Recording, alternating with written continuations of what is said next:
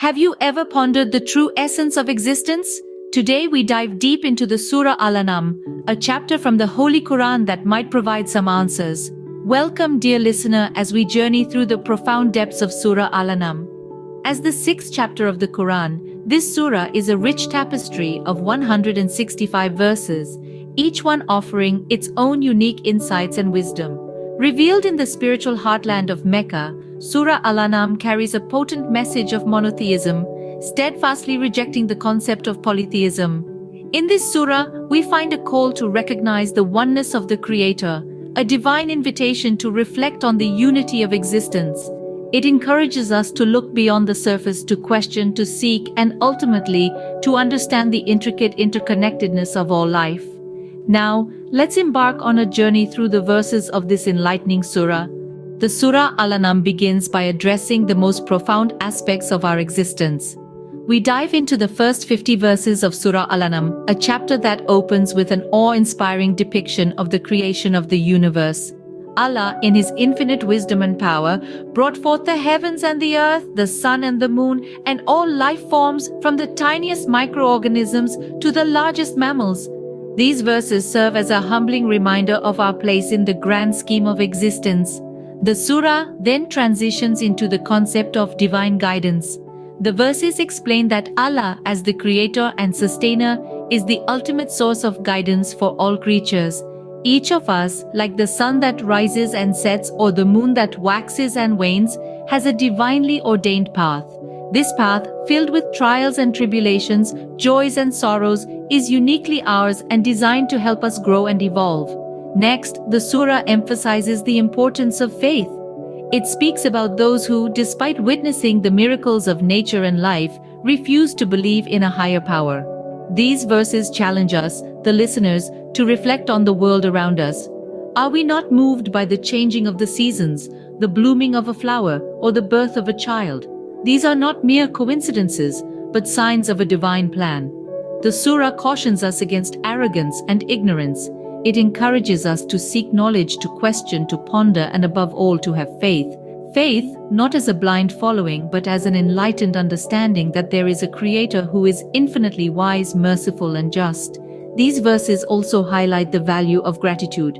We are reminded to be grateful for the countless blessings we receive daily, many of which we often take for granted.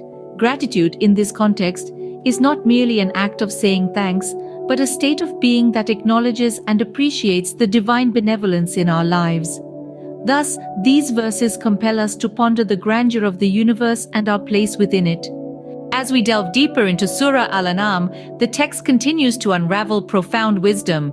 Venturing into verses 51 through 100, we encounter themes of divine justice and the Day of Judgment. These verses are not just mere words, but they serve as a mirror reflecting the inherent balance of the universe, a balance that is maintained by the divine justice of the Creator. The verses illustrate that every action, every word, every thought is accounted for. There is no deed so small that it goes unnoticed, and none so large that it overshadows others. This is the ultimate accountability that each individual faces, a concept deeply entrenched in these verses. It presents a notion of justice that is unparalleled, one that is unbiased and unprejudiced. We are introduced to the concept of divine reckoning, where each individual is held answerable for their actions. This is not limited to the physical realm, but extends to the moral and spiritual dimensions of our existence as well. It's not merely about what we do, but also about what we intend, what we believe, and how we perceive. The verses depict a vivid picture of the Day of Judgment, a day where justice will be served in its purest form. It paints an image of a time when the veils of illusion will be lifted, and the reality of our deeds and intentions will be laid bare for all to see. It's a day of ultimate revelation and final reckoning. The verses also communicate a sense of urgency, a call to consciousness, urging us to reflect upon our actions and their consequences. It's a call to introspection, to self-evaluation, and to moral rectitude. It's a reminder that our time here is finite and that every moment counts. These verses serve as a stark reminder of our moral responsibilities and the inevitable reality of the hereafter. In the concluding verses of Surah Al-An'am, the discourse reaches a spiritual climax. With an exploration of the final 65 verses, we delve into the essence of divine unity, the fallacy of idolatry, and the paramount importance of adhering to divine guidance. The verses begin with an emphasis on the unity of God, offering a profound and compelling invitation to monotheism. Here the Quran underscores the irrefutable truth that there is no deity but God, the creator and sustainer of all existence. It is a profound truth that resonates through the cosmos, from the stars that twinkle in the night sky to the deepest depths of the human soul. As we journey further into these verses, we encounter a stark denunciation of idolatry. The Quran exposes the fallacy of worshipping false deities, highlighting the futility of seeking help from entities that neither benefit nor harm.